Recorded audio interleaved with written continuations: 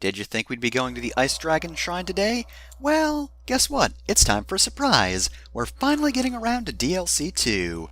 Now, you might have been wondering why I didn't get around to that when I played the other DLCs. That's because this one's a pretty major spoiler for the prologue. Plus, I felt it would work much better as sort of a flashback. Now that Klein's fucking dead, let's go back and see the assassins before this whole thing happened, when Katarina and Klein and Roro all worked together. Oh, and of course we can't forget Roro and Roro and Roro and Roro either, they're also very important.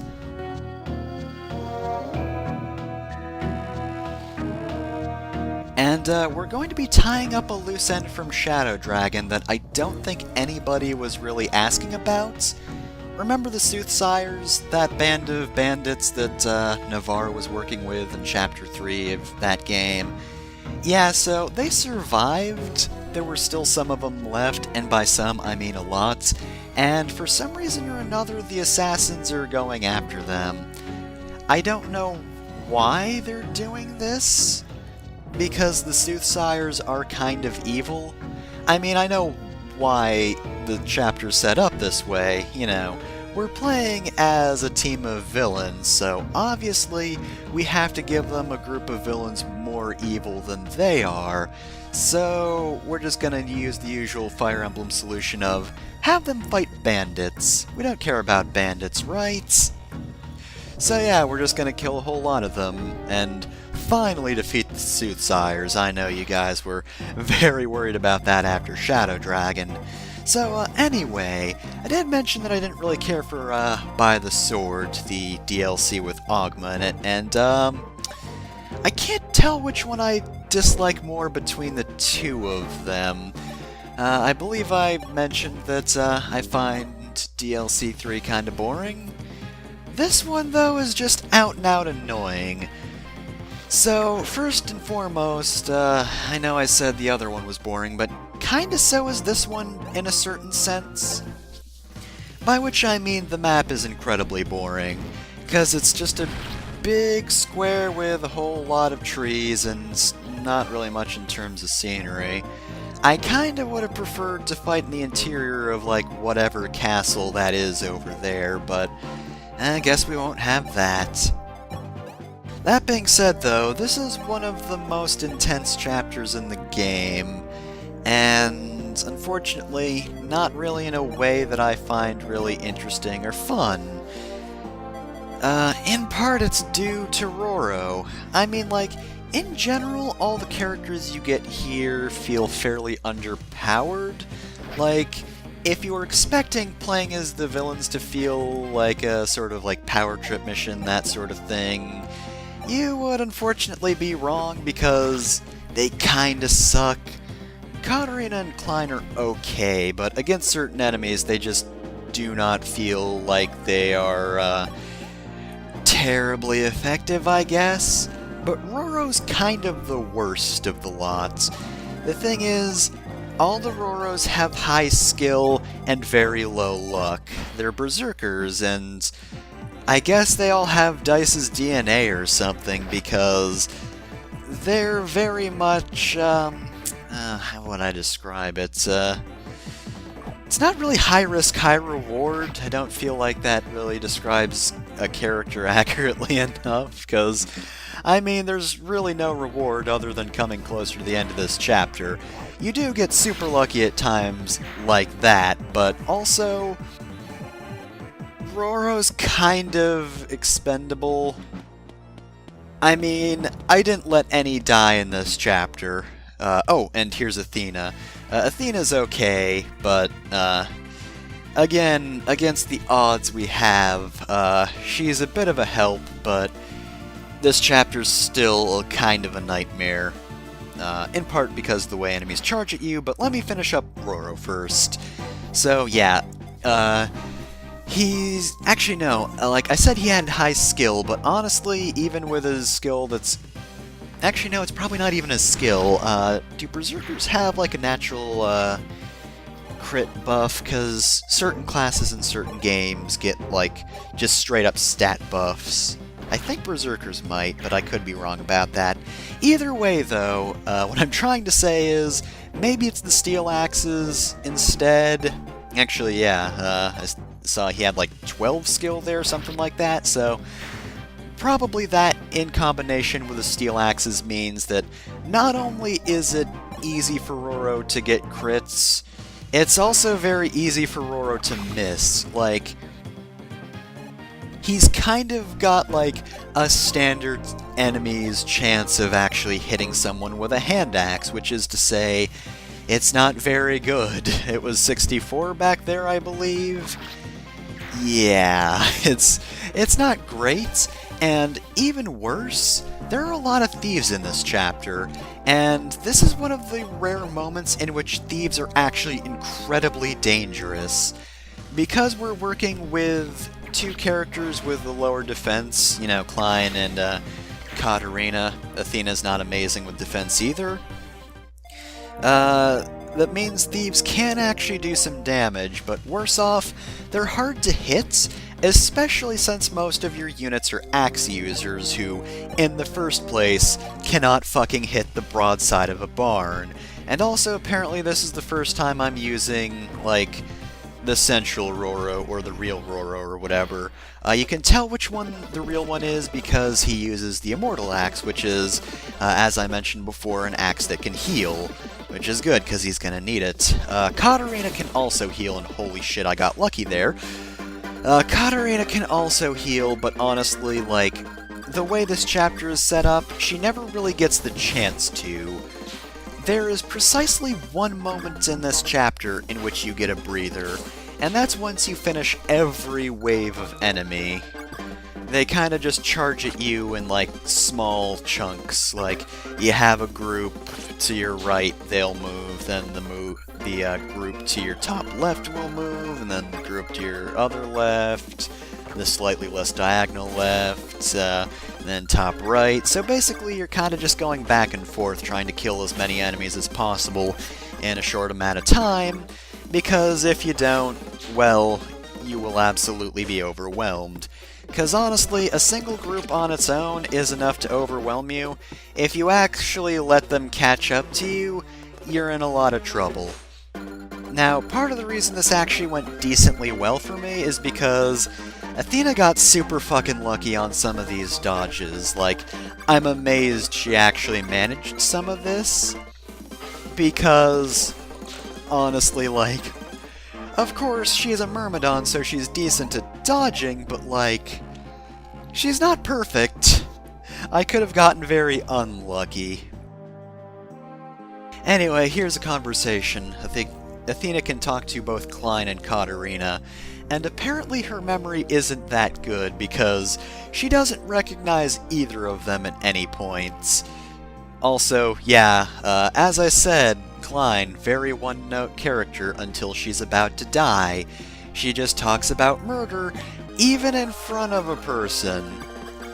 Like, what the fuck, Klein? It's kind of a bad idea. Don't just talk about how you'd prefer to murder someone in front of their face. They might be able to do something interesting with that character trait, but they really didn't. Honestly, if anything, I kind of prefer her in Heroes of all things. Not to say it's amazing or anything, it doesn't really add that much to her character, but it kind of lets you see the, not murdery side of her without her having to be killed first. Basically, like, whenever she gets low stats on a level up, she actually kind of freaks out, which, again, is actually it's actually vaguely uncomfortable, to be completely honest. I mean, I said it adds depth, but, like, to see a character just fucking panic for, like, getting a single point of HP, it's a little bit distressing. As much as it can be for a video game character. Especially when you don't care about that much. It would have been nice to see anything else from Klein other than murder, murder, murder, death, death, murder, murder, murder. But that, unfortunately, isn't one of the better bits of writing in this game. On the bright side, Klein is actually kinda doing really well in this chapter. She's getting a whole lot of crits, and actually her speed's good enough where she's doubling most characters, so she's actually turning out well, and I'm glad. She's probably one of your better characters, and I know I said she's a little bit underwhelming at times, and even though I say that more just because of this chapter in general. This chapter, it never really feels like you have an advantage until the very end, and even then that's kinda dubious. And honestly, I don't really care for that in a DLC chapter like this.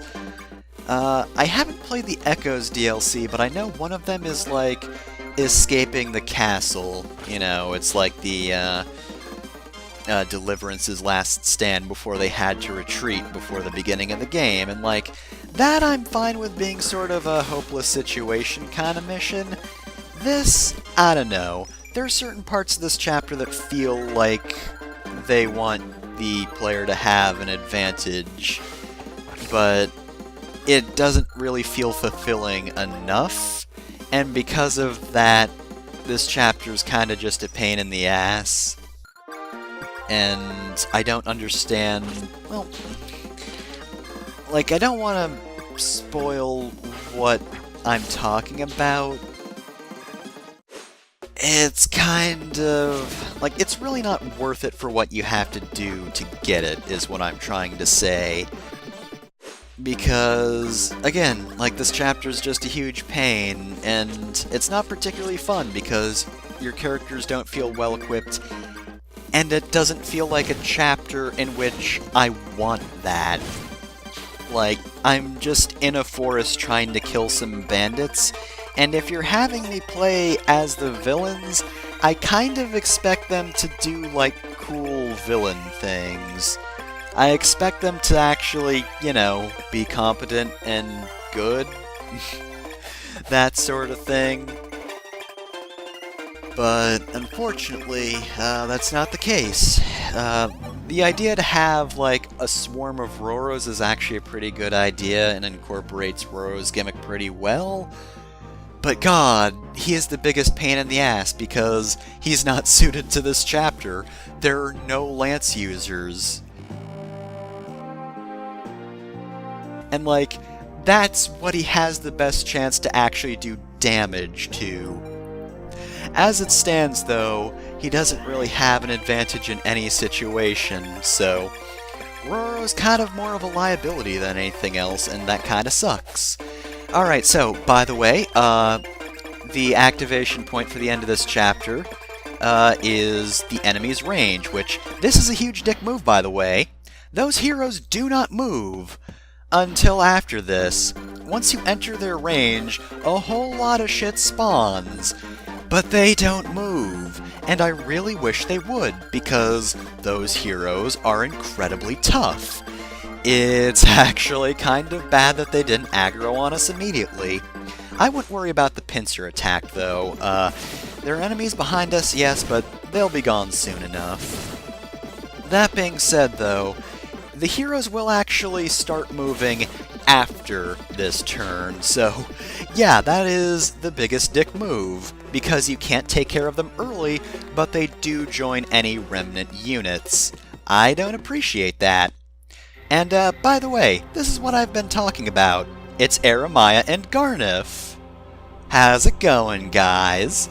So you might notice, these two are blue units. I'm sure you know that means we can use both of them. So, unfortunately, as I said before, it's not really worth playing through the rest of the chapter to get to this, but you do get to play as some of the game's villains. And both of them are effectively immortal. Now, Eremiah can die, of course, however she has two methods of attack. Nosferatu, which of course drains HP, meaning if she gets attacked, she will just eat the souls of the unit she attacks, and she'll be fixed up good as new.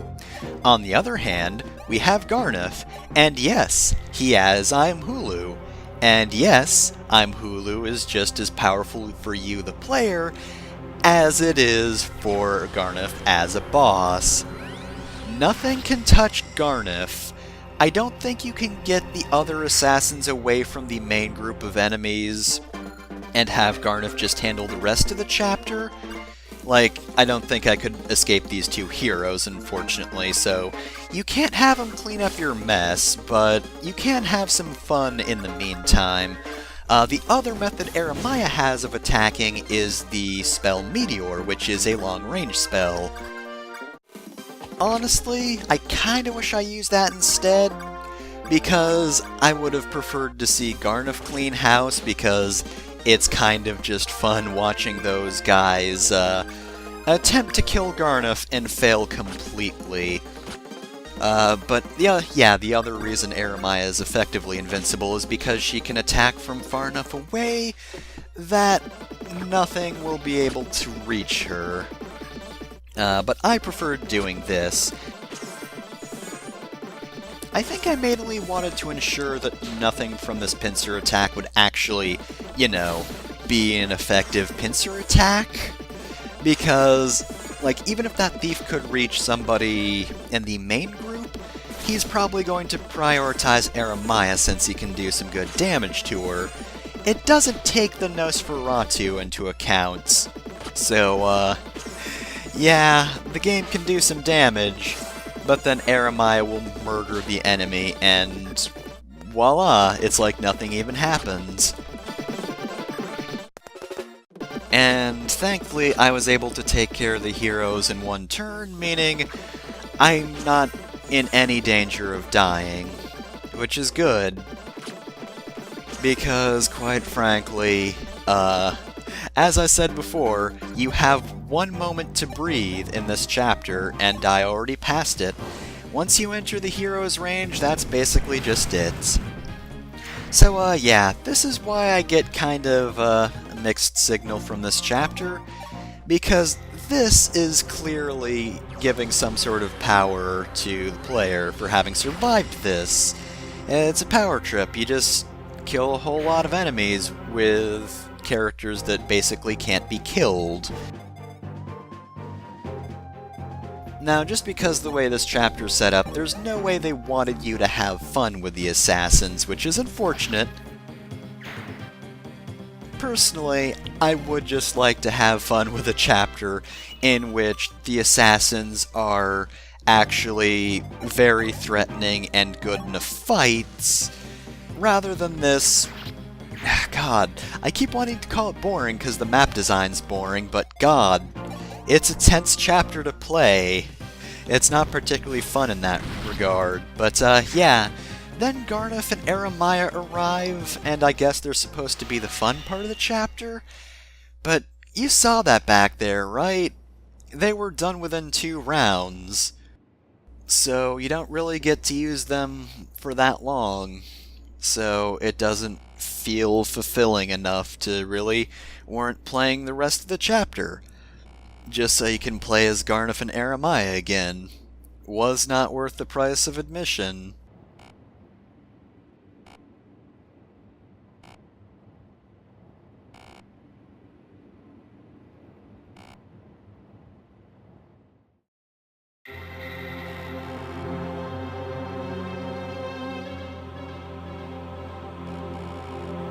Congrats! Your children can murder bandits. They're just as good as literally any other Fire Emblem character. Okay, so I guess this was all just a test, but, like, really, why the Soothsayers?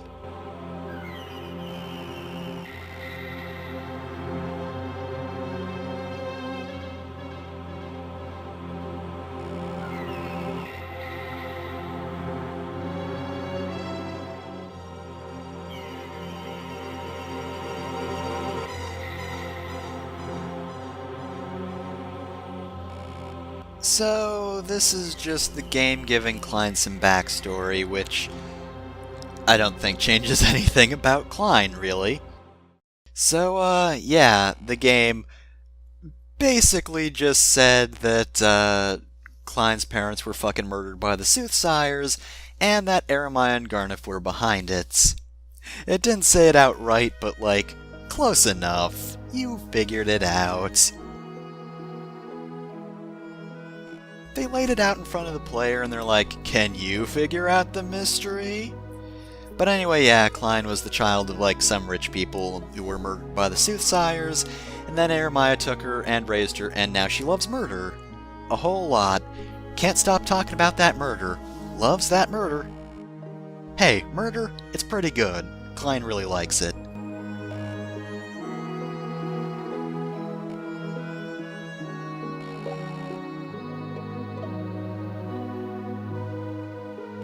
But what if I'm the weak person?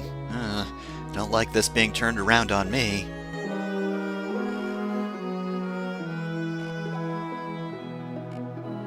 Oh yeah, by the way, here's a forced way to give Katerina her nickname. Sure, right, yeah, I mean, that's been on her name tag all along, but why did Katerina just decide to have a code name all of a sudden? She wasn't even doing the Altia mission yet. Okay, sure, yeah, whatever. This is extremely heavy-handed. I don't... Like, they could have just had the girl say her name was Katerina. You don't have to have Katerina immediately be like, oh, that's a good name, I'm gonna steal it.